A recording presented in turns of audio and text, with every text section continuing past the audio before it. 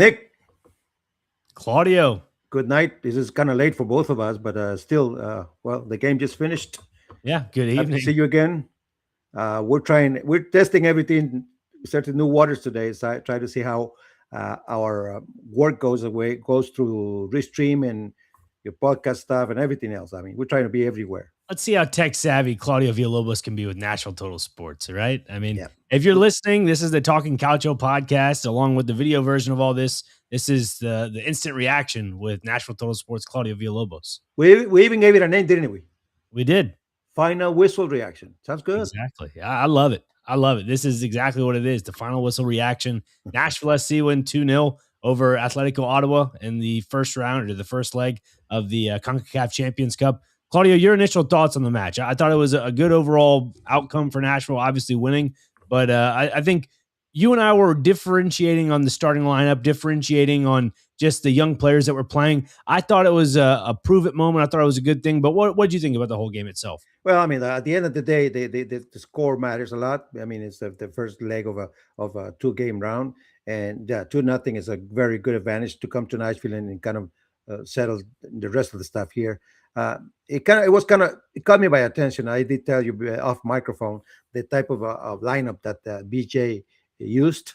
I mean, I'm sure, and we saw some. I even asked him a question related that he saw these guys playing together many times during preseason and even practice, but it looked kind of odd at the beginning. I mean, I thought he could have gone from a different mixture of veteran players and younger guys.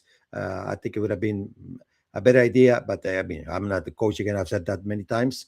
It worked out for him. He was kind of he mentioned something a little bit, the fact that the very first 20 minutes it didn't look as well as he thought it would.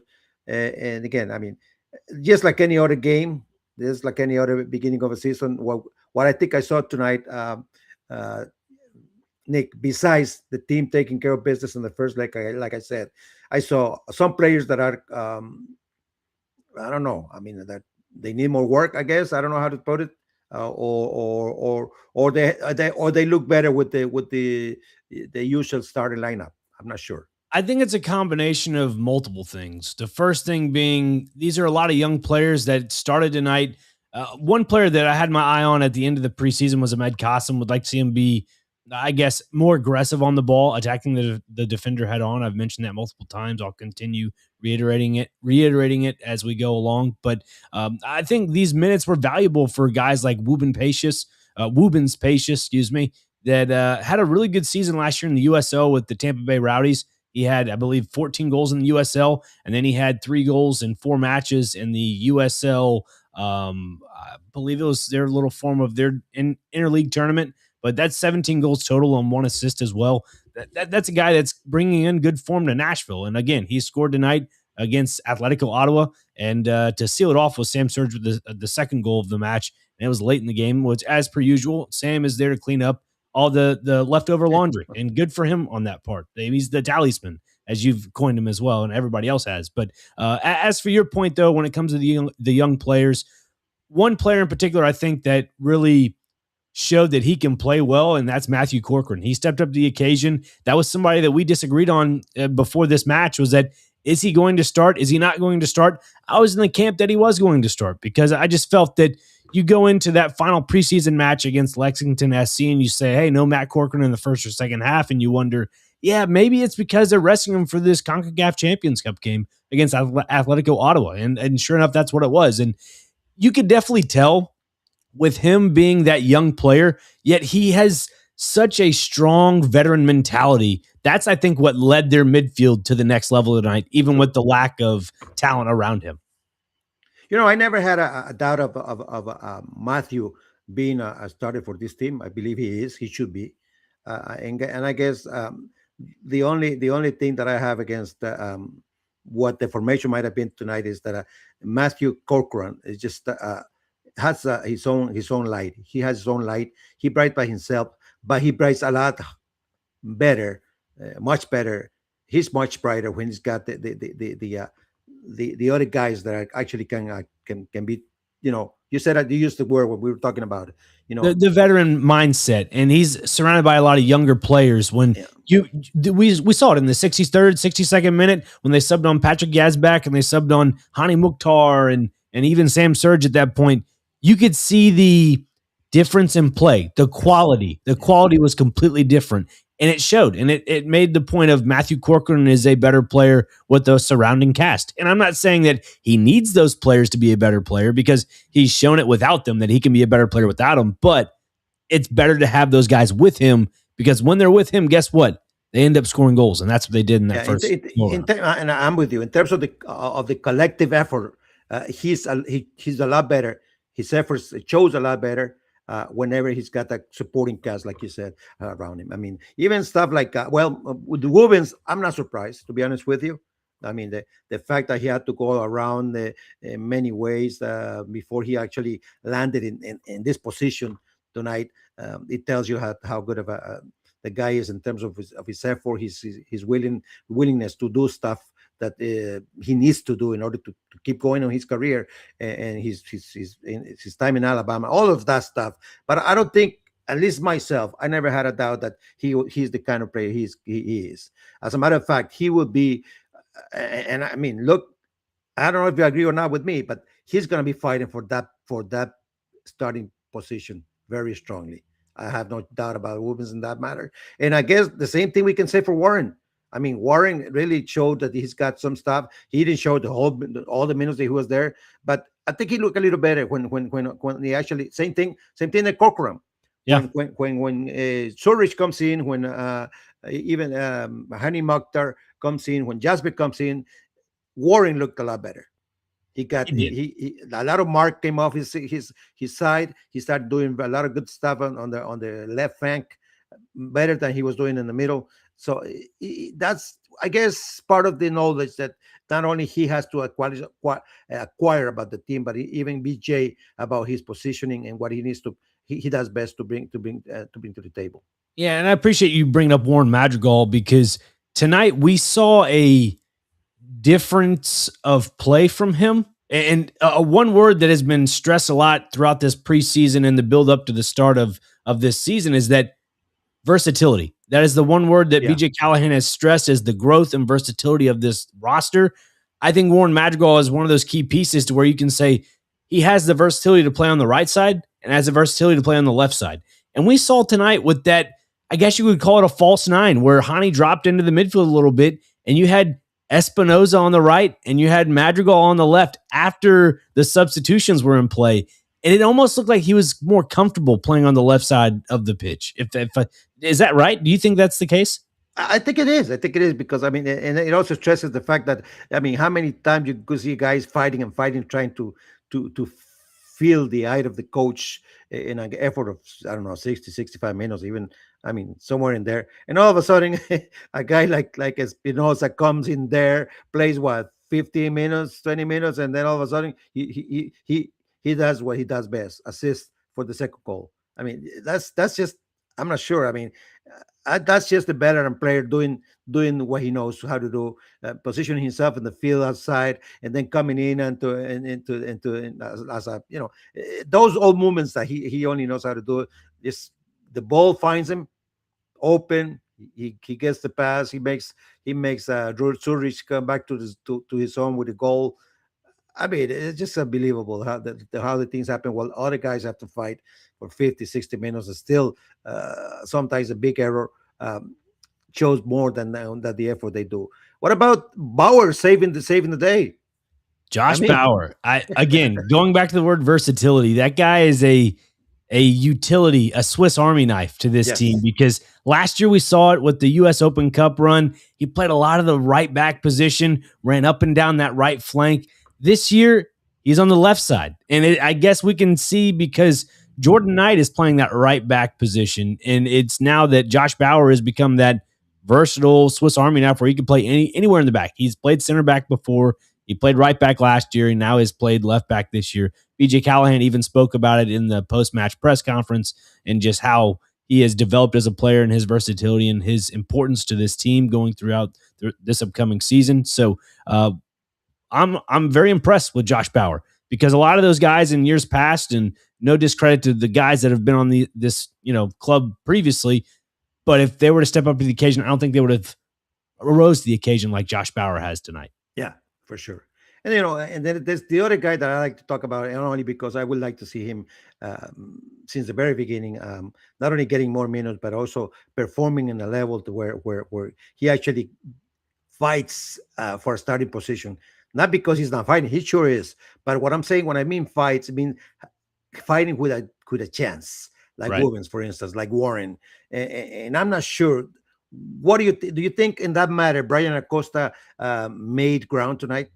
No, I don't think so. There were some passes that he made in late in the first half. And again, you could say it's just getting adjusted to the, start of the season. Maybe that is a little bit of the case. Yeah, But we all saw it last year after he came back from his injury that he wasn't really the player that everybody thought he was going to be when they brought him in. And he just couldn't seem to really catch up to the pace of play. And again, maybe it's his age, maybe it's the lack of, I'm not going to say stamina, because he's just a different style of a player. I think he's more of a possession-based midfielder that plays more as that 6 role. That's just how I see him, and that hence his number is 6. I think he's more of a true center defensive midfielder in my yeah. case. I think so. I agree with you. And again, I don't know. I mean, I think it's the way different. Not only because of age, obviously, but because Corcoran is a young kid.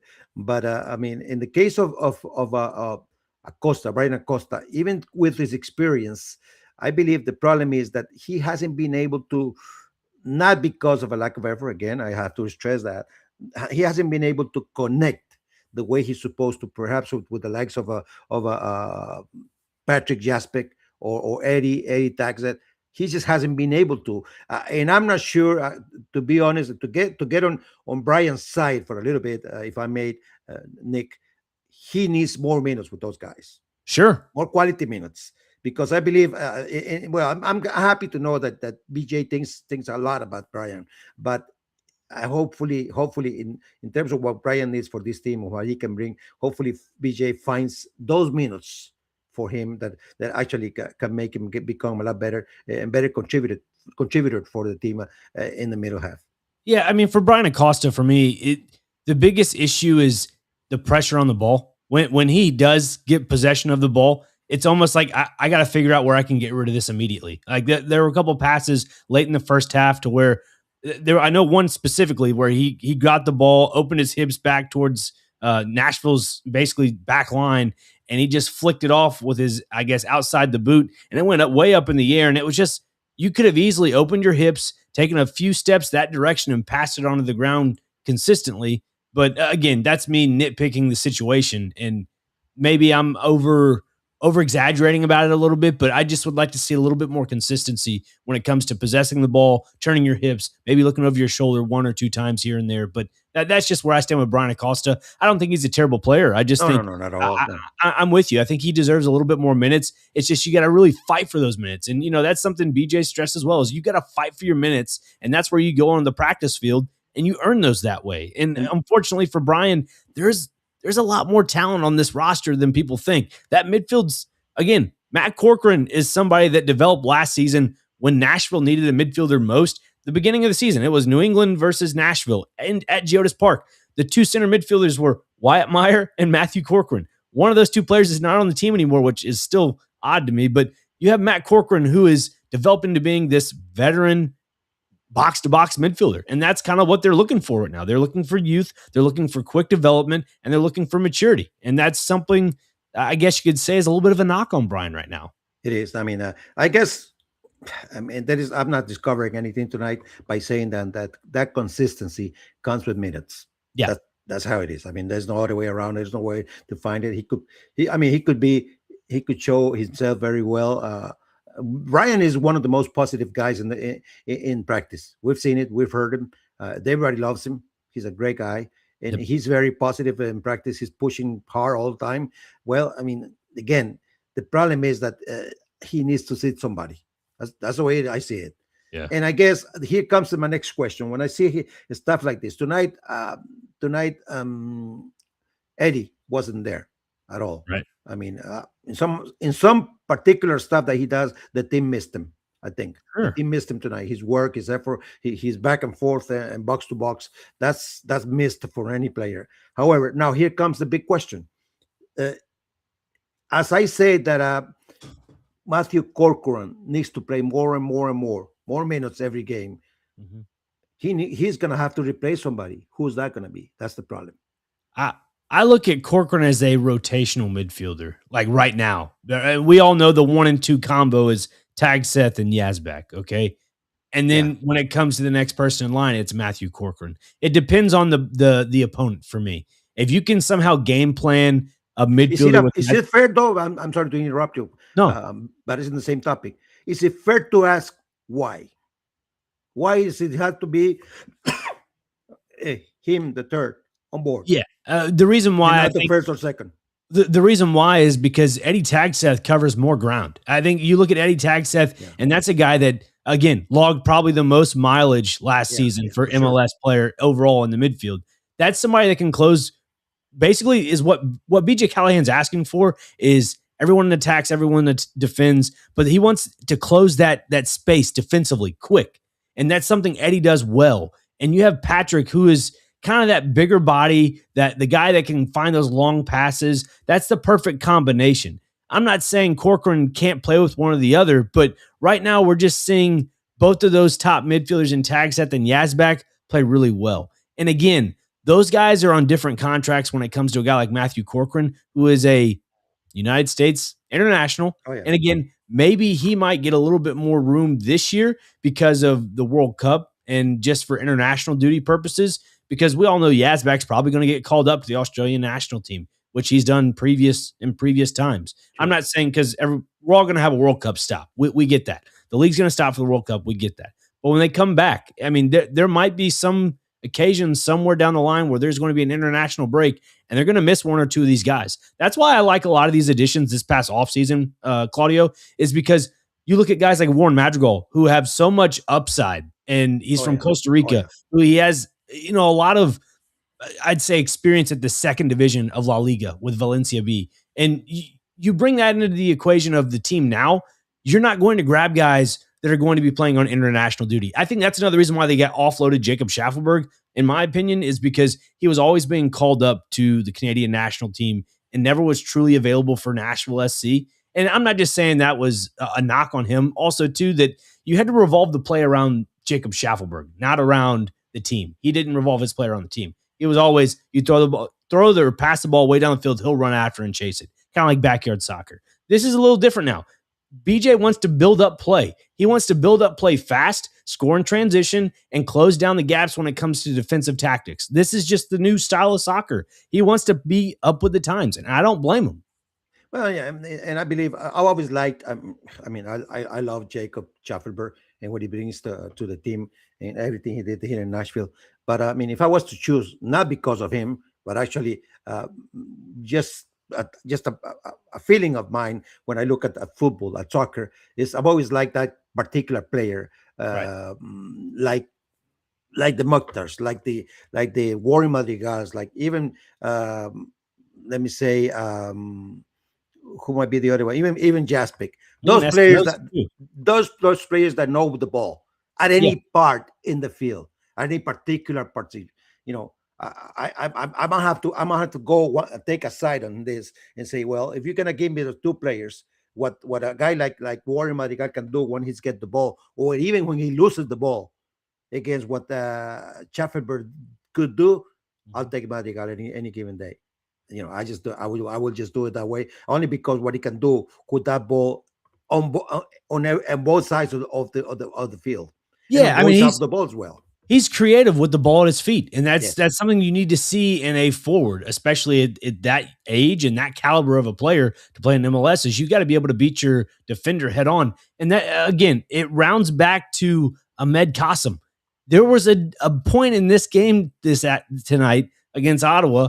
And it was a 2-on-1 transition play. Wubin Pacius got the ball. Pacius got the ball down the field, and it was 2-on-1. Qasim was trailing on the left side of the top of the box, and Pacius thought about it, and he ended up passing it off. And because the ball, it might have been on Pacius's fault a little bit. It was passed behind a little bit. Yeah. He wasn't I behind. think Qasim should have been catching that ball in stride and did maybe a one touch and then kick to finish, but he didn't. And then that's when all the defenders caught up, and it was a lost opportunity. There were times in the first half where a lot of these youngsters could have had the opportunity to maybe open up the gap a little bit to 1-2-0. It just didn't seem to get there. And No. again, tonight, I got to give hats off to BJ Callahan. Again, we're on two different sides of this. And maybe you have a change of heart when mentioning this or not, but I thought he did a pretty darn good job selecting this starting 11 tonight. I thought, I mean, I don't know. I mean, I'm not going to say because BJ is probably one of the most respectful coaches in the league and the way he thinks and he sees the rivals. I'm not sure. I will probably have to ask him this question sometime. But I don't know how he saw this game coming into it. I mean, I don't know. I was like, when I saw the starting lineup again, all of this guy has have a great potential. All of them. Yeah. All of them, no question about it in my mind. But I mean, we're talking about, and I keep saying this is the most important tournament for Nashville this season. It might not get long. I don't know how long they're going to be here, but this is the most important part, especially at the beginning of the season. The MLS season hasn't started yet. Right. I mean, nobody wants Nashville to lose this coming Saturday. Of course not. I mean, it's the first game of the season. It's the MLS. It's at home. Whatever, all those accolades of the game. But again, if he loses this game, nothing really happens. Nothing really happens on Saturday. But if he were to lose that game tonight, a lot might happen. Yeah, because then the whole starting 11 is completely different in the second leg, the return leg in Nashville. You're starting your MLS starting 11, your A side, so you can put up 3 to 4 goals. And again, the reason why you don't ever know because nothing's guaranteed. Well, that is true, but I mean, the expectation is they were to put up 2 to 3, 4 goals in that second leg if they ended up losing the first leg. And again, when I mentioned giving credit to BJ Callahan tonight for the selection of this starting 11, and you mentioned, well, how do you know if this was the right 11 or not? The game showed itself. Again, soccer is undefeated with showing who is better, who's not better. I told you before this game that the reason why BJ Callahan selected these 11 is because he knew that probably these youngsters were the equivalent to the starting 11 for this Canadian Premier League team in Atletico Ottawa. And sure enough, in the first half, it was neck and neck. It was back and forth. And again, it's no discredit to the Canadian Premier League because a lot of those players are good. They deserve the talent, the credibility. But again, Nashville, it goes to show you that their young talent that they're developing is about the same as equal, maybe a little bit better than the Canadian Premier League teams. So, or Atletico Ottawa, that is not that the Premier League itself. Well, but somebody, and I'm gonna play here. How do you say that in English? Devil's advocate. Oh yeah, devil's advocate. Yeah, devil's advocate. So, I mean, if I were to take you to the bottom of what you just said, I would say, well, are you meaning to tell me that in the first half we were seeing two Canadian professional teams playing against each other? And then all of a sudden, when the actually starters of the team come in, Nashville now looks like an MLS team. Is that fair?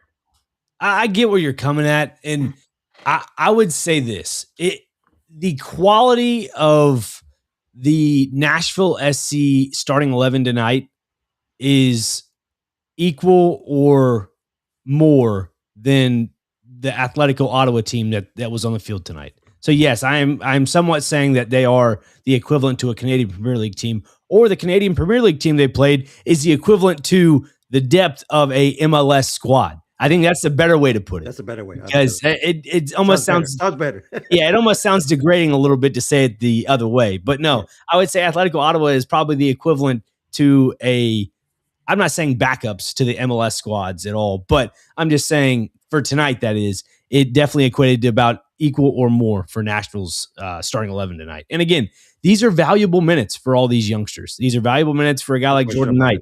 And again, Jordan Knight, he's learning behind one of the best right backs right now in MLS, and that's Andy Nahar. Andy Nahar had himself a little cameo tonight in the game as well. And again, another tip of the cap to BJ Callahan, because tonight, around the 63rd, 65th minute, you had I wouldn't say majority of your starters, but you had your Ahmed Qasim come out, and you had Sam Surge come in, Hani Mukhtar come in, Christian Espinoza, Andy Nahar, Patrick Yazbek. Is there anybody else I'm forgetting? There's those 5. You say Surge already? Yeah, I said Surge. So those 5 subs, again, it goes to show you they got a little bit under their legs, a little bit. That they got a little bit of getting the rust off, having some valuable minutes on the CONCACAF Champions Cup. Now they're going to be ready for Saturday for the MLS Open or the MLS season opener. That is, excuse me. That's confirmed though. Something like I'm not. I never heard BJ saying something like this, but I know some of the coaches actually. I mean, and I know it's baloney, to be honest with you. When they come up and say, "Well, I mean, I have 22 starters." No, I mean, no team has 22 starters. That's just what it is. I mean, no, Unless you're not, FC Barcelona that's from not 2011. That's even not serious, to be honest with you, because Right. we know. I mean, the way finally Nashville took over the game at the end, and the last part of the second half shows you that there is starters and the non-starters. Mhm. Now, if you push me and you tell me, well, let's see a year from now, if this team, the same team that started tonight, plays against this Ottawa, I would say probably they beat them for 3 or 4 by 3 or 4 goals. Oh, I don't think absolutely. it's probably possible because these kids. I mean, you already mentioned the Knight. I mean, this guy to me is well. There were others that didn't even play, and they show very well even on Saturday when we saw him. Right, Hmm. they were not even there tonight. But then these guys, what I like about the tonight more than anything else, besides the victory, Nick, is that these guys knew that they had an opportunity. They had an opportunity. I say most of them really took advantage of it. Honestly, they did as much as they could.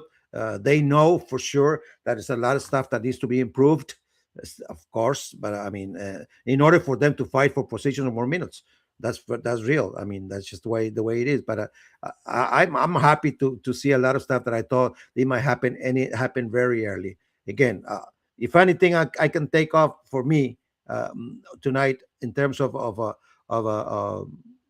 the way these guys played. I'm gonna take three of them. The confirmation of what Jeff Bauer means for this team. Hmm. I mean, there's no question. Josh Bauer, You good? no Yep. question about it. And then the fact that Woovens and Warren really are answers to this team like it didn't have before for a long True time. depth pieces. I mean, remember that we talked Yeah. about it many times before Yeah. Absolutely. today. In a game like today, any coach in Nashville, even BJ, will have no other answers but Zurich and Mokhtar up there. Not anymore. Not anymore, and that's a lot. Now, my big question for you now that we've gotten to almost a 30-minute mark here, how much of a competition is there on the left side between Ahmed Qasim and Warren Madrigal? For what I'm seeing so far, and I'm gonna be honest, it hasn't been enough yet.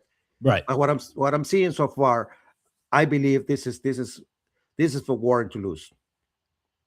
Simple as that. I mean, Warren the fact that he can play with both feet, the fact that he's willing to do B1s anytime. He's not scared of that. He's not even Right. scared if BJ gets bad. He does it.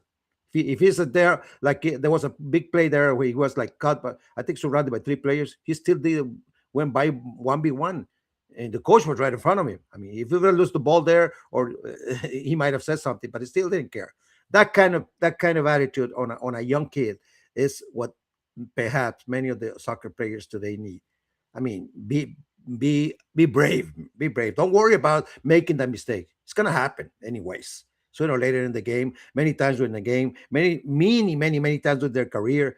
But be brave and try to and say, if I do it, if I make it, a lot of things might happen for this team, and especially in big games. So, and that part right there, I think, is missing from Ahmed Kasem. Even though I think we saw some of that in those very first games of when he came on board last Yeah. season, right? Absolutely. You make a good point. And also, is that your non-Costa Rican bias opinion, or is that your Costa Rican bias opinion you just gave? Well, I don't know. No, no, no. Well, of course, I want.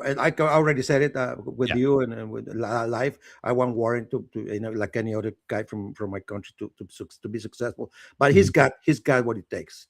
It's just a matter of him using from the injuries to keeping leave him alone, and the rest of the stuff. I don't really worry about Warren, and the fact that BJ likes him it makes a big difference for him, anyways. Yeah, absolutely. And I look at the Ahmed Qasim situation, and I've mentioned this to you already in this reaction, but I think it's Ahmed Qasim just need to be more physical. I just be a little bit more physical on the ball and attack the defender, and that's something Warren does nonchalantly. It's almost like it comes second nature to him. Like he knows that I can beat my defender with the ball He's at my got the feet. size. He's got the Yeah, size. and I'm not that's sure what's going on. thank you for mentioning the size because both of those guys pretty similar in size for the most part when it comes to height, right? Right. Pretty And much. and again, that goes to show you it depends. It's all up here. If you can play big, you're going to win big. If you play small, you're going to get beat every time. Now it's kind of interesting. This what I want to hear your thoughts about this because whenever I make Sam look better, even much better last season Yeah. is when he was playing on the right flank, Uh huh. coming in with your left foot and trying to build up and trying to get in diagonals there in front of the area and stuff. Now this season, unfortunately, he's not going to be able to play there, even if he's starting because of the Christian Espinosa. Espinoza, yeah. Christian Espinosa, that's his side, that's his position. It would be unwise to play him somewhere else, anywhere else, even though he's capable of. I'm sure he can do it. But Yeah. if you're gonna get every single amount of juice from a player like Christian, you have to play him where he's good, and he's already showing. He did it on Saturday against Lexington. Remember, he's even scored a goal. He did Yep. it tonight with that great assist. So it seems like, as weird as it might sound, even on his own side, because he's lefty, Kasem is going to have to learn that position again. Yeah. And that's kind of different and amazing. But then at the same time, he has a guy there who's not even lefty, who's the case of Warren Mardigal, or even Muil, who, because of the effort they put, Yeah. I mean, is, the guy's is got like 8 lungs. Alex Moyle. He can oh my go as gosh. long as you need him to go. I mean, he's been one of those just true iron lungs for those guys. But you make a good point with it when it comes to Casem and Madrigal. Uh, Looking at this second leg of this CONCACAF Champions Cup round one with Atletico Ottawa, I would say BJ puts out a very similar starting 11, I believe. but I believe but so. flip Casem and Madrigal. Put Madrigal on the left and put Casem on the right. With a two goals advantage, playing Mhm. home, pretty much with the series already decided. I don't see why he needs to do anything different but giving these guys more minutes there. Yeah. Even Kasem. I mean, I'm not having any. I actually would love to see him being successful in the team. I think he still does the effort. He tries everything he can. Just things doesn't come around for him that easily. But I'm sure BJ is still thinking the same way. He wants him to be a success. He needs him to be successful. The season is long. You never Yeah. know what's going to happen. Very true. And a guy like Kasem with he's a smart player. He's a very smart player. I mean, you gotta Tactically smart. Yeah, he's for a very sure. smart player. He knows what to do with the ball. He knows what a lot of stuff he does well. But he just had that little thing there in terms of being more aggressive with when in the mark, even aggressive with the ball, trusting himself more. I mean, with that size, I'll take anybody. I And mean, one thing that I've probably caught on to with the Med Casem, if it isn't getting behind the back line when it comes to a through ball, but behind the center back or something, when Casem receives the ball in the attacking third and he stops his momentum going forward, he loves to cut inside and build up play in between the midfielder or like a Hani Mukhtar in the central of the midfield. Like he likes all the attacking midfield, that is. He likes to do all the build up inside there and do the 1-2s. And once you get the 1-2s, you tap it in. You want to play it in from behind the line. That's where Casem needs to find that just exploding off the ball and just get behind the line. And I think that's what they're trying to do. It's not coming off that way. and Like, even as good soccer as that is, what you just described, sometimes it's gonna have to be selfish and right. say, no, this time I'm gonna take it my own. I'm gonna do it myself. I'm gonna go 1v1. I'm already here on top of the area. If I take this guy and take a shot with my big left, I might something might happen, and that's for sure. He's done it before, not as many times as the team would love, or maybe BJ or even himself. But if he's done it before and it worked, just try it. I mean, I want to see. I don't see why not. As long as he finishes the play, as long as he finishes the effort, nobody's gonna say anything about it. I mean, I guess that's part of the confidence that he needs to bring along with the minutes that BJ is giving him, and hopefully he takes advantage of those opportunities given that the coach is giving him. Yeah. Well, what else are your biggest takeaways from tonight's match, Claudio? I mean, a couple more, I believe. The fact that we still don't know for sure, even though tonight Brian started in the goalkeeper. Does that tell you that he's going to be the? I don't know. No, it didn't really solidify if he's going to be the starting goalkeeper for Saturday. I mean, there was not much to do there tonight. To be fair with you, because of seniority and the fact that I think we know what Nashville has as a defense, if it's going to be Jason Palacios and Maxwell Wolzitsky, I think is that the proper? Yeah, Wolidze. There we go. Maxwell Wolidze. If it's going to be those two in the center backs pairing, you have Nahar on the right, Lovitz on the left. Why not put Joe Willis back there? I think you got to give him his flowers and say, hey, opening weekend, this is yours. Why not? It's yours. It's at home. It's at home. Yeah. I think it's solely his. I mean, it's not that the team is lacking anything when Joe's there. Actually, not. He's always been. He hasn't been that particular problem player that has caused the team losses or errors. Yeah, I'm like any keeper, but I mean, Xavier Valdez did one of the worst mistakes the other day. I mean, that's just we'll see those things with the keepers. But that's his age showing, though. That's his youth showing that he's making those little mental mistakes as a young goalkeeper. Right. Whereas for Joe Willis, we saw under Gary Smith all the way now into BJ Callahan.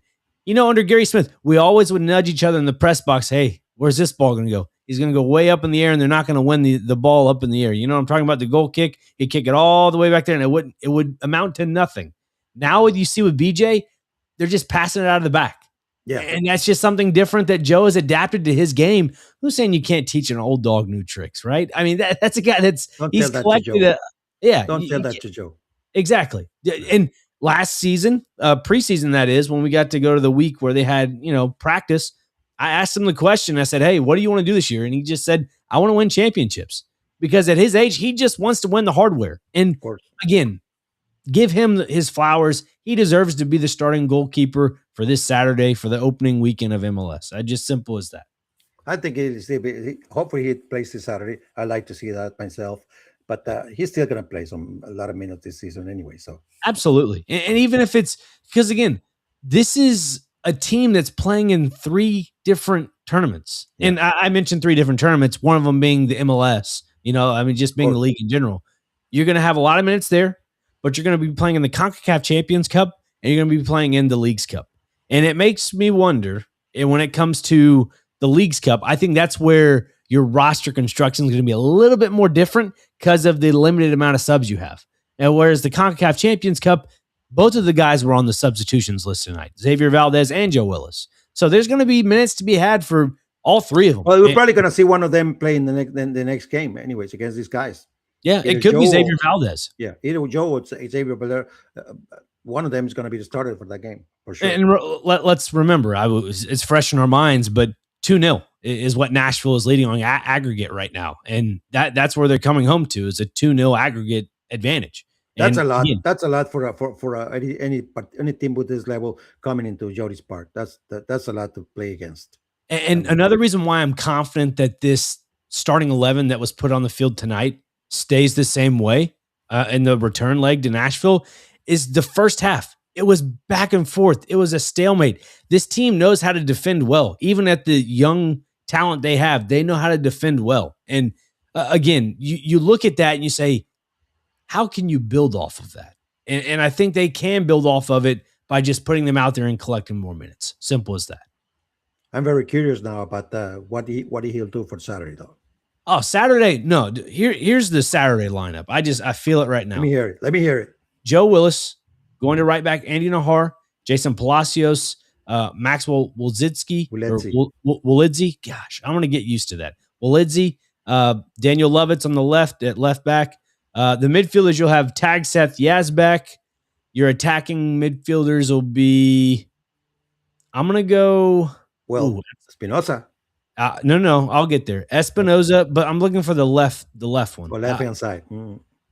Maybe I go with Alex Moyle. Maybe, and then obviously Sam and Hani. I think that's your starting 11 for Saturday. You did mention Spinoza, right? I did, yeah, on the right Okay. side. Yeah. I'm gonna still go, even though this might surprise you. I go with exactly the same formation, but I'm gonna still keep. I'm gonna still believe that BJ will give uh, Sam another opportunity on the left. Really? I think so. So basically, the lineup we saw for the last preseason game against Pretty Lexington much. SC I believe that so is because just I mean, there's two reasons that I say that. First of all, we already know the coach know everybody knows what Alex can do and will Mhm. do. He'll just give you 100, 200% every single game. right. Well, I don't think Alex is the guy that he wants to develop in that starting lineup position because he already knows what it is. He still needs for the team needs him, and he knows he needs that particular play from a Mekasem to come along with the team, and hopefully he'll get it. I mean, the BJ is stubborn on that, I believe, but and of course he knows. And the one thing I don't like, and that's I don't know how the player might be taking it. uh, it's difficult to see even for us, and at least for me, to see that he, even though he starts, he's always the same, the first guy out. Yeah, He's always the first one to be substituted. That's always tough. it's very. You're right. That's very It tough. is very tough. It's tough. And in a game like friendly the other day, that happened. Tonight it happened. So I mean that there is a fine line there that VJ is dealing with and trying to work with this guy in terms of how many minutes I want to give him, how many minutes I can give him if he just doesn't just respond to what I'm looking for. He's Right. not giving BJ what he needs, that's for sure, I believe. Otherwise, he'll stay in the field. But the coach's not giving up on him. Yeah, and again, that's just a true testament of what they're building over there. Yeah, I mean, it's in their song, "Never Give Up on You." I mean, it's their motto in a roundabout way. yeah. But That's uh, that's does the team begin with a win this Saturday? yeah, I'd say so. I Yeah, mean, I'm not trying to be the homer and say, "Oh yeah, they deserve a win." No, I just think they have quality. This team actually has quality where we're not saying, "Are they just going to score a goal and park the bus?" No, they're going to score a goal and maybe score another one. Like that's the new mentality around Nashville, and what I score like. do you see this Saturday? Hmm. I think it'll be. I don't think it'll. Oh boy, 2-1, 2-1. 2-1 or 3-1. Well, I'm not gonna do what I did last year, and then even Joe scolded me once. Yeah, Remember? I feel like I don't want to insult it. That's why I was hesitant on that. Joe scolded me once. Well, you giving the other team a goal? I want to keep my clean sheet every time I go in. So Okay, two fine, not two fine. nothing Nashville. 3-0, 3-0. I go 2-0 Nashville. Okay, We'll see. and then the goals for me, I would probably go. I'll go Sam. I'll go Espinoza. I think he gets a goal and an assist on Could Saturday. be. Could be. And then third goal, we'll throw it out there. Jason Palacios off a corner kick. Wow. Yeah. Privilegio as well. Maybe. I'm gonna go homeland right away, right off the bat. Oh, I like to see, and I hope to see Warren Madrigal scoring a first goal in the MLS this Saturday here. And of course, I mean I can never write off uh, Zurich from scoring another one. I mean, yeah. it's I mean, just the way he's it a is. talisman. He was second in MLS scoring last year.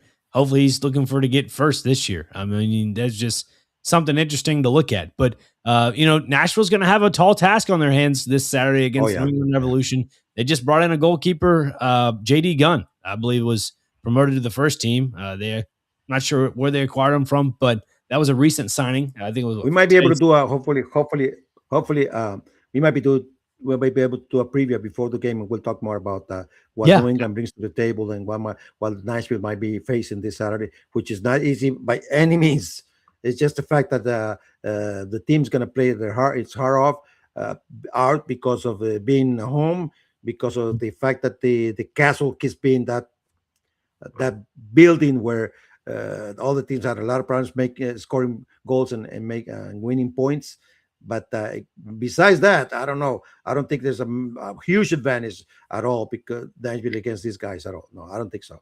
Yeah, and look, if you want to catch more about our preview or preview, as Claudio reiterates in the Spanish language, you can catch that. I'd say an hour before kickoff over at Geodis Park. They take on the New England Revolution this Saturday. Kickoff's at 7:30, so probably around 6:30 when we'll do our live preview from the field and post-match as well. Is it going to rain? I don't know. I saw 40% precipitation, so hopefully that's not the case. I'm asking the wrong person though. I remember you told me the other day that you can't manage Nashville weather anymore. You have no idea. No, you can't. You cannot manage Nashville weather. I've told you this multiple times. You get the best of both worlds. If it'll rain, it's going to rain. Is it going to snow? It's going to snow. We got ice. I was without power for a week. I had to use a generator. I made my own homemade antenna from I went without radio wire. It was one day for me. I thought it was the end of the world. Come on. Oh, no, I was okay with it. I think we were all right. I mean, I made a fire every once in a while. I could do it. It would be okay. If I was stranded, I think I could live for a couple of weeks. Yeah. Probably your problem would be food, though. I don't know about that one, Claudio. You get rid of it too quick, man. I don't know. Oh, thanks. Appreciate it. Yeah, that makes me feel great. Yeah. But no, if you want to catch more on the Talking Calcio podcast right here on Game Nashville Sports Network, also with Claudio Villalobos with Nashville Total Sports with the first whistle reaction after each game. So you can catch all that coming up here this season right here on the Talking Calcio podcast and also on the first whistle reaction right here. We had fun. We did, indeed. We're off now. Good night. We are. We'll see you guys. See ya. Ci vediamo.